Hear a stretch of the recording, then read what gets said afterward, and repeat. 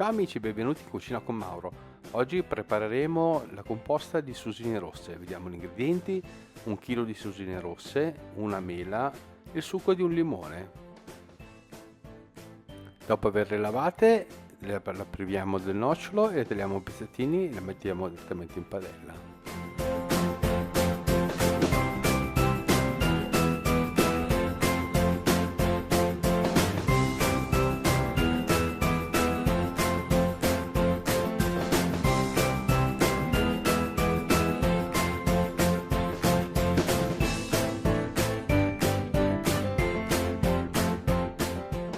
Quando abbiamo finito di tagliare le susine, tagliamo la mela, la puliamo e la mettiamo dentro assieme alle susine nella pentola.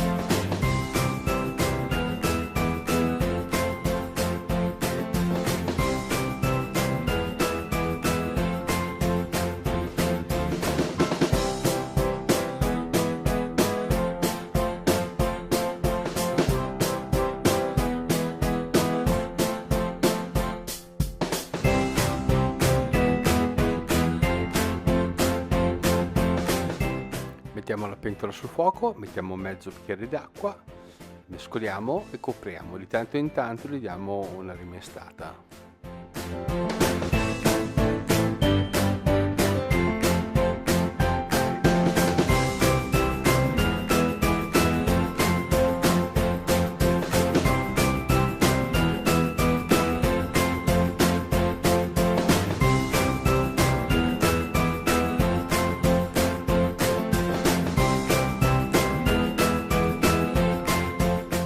Dopo 20 minuti si presenta così. Prendiamo il frullatore di immersione e frulliamo tutto il composto. Facciamo cuocere ancora per 20 minuti.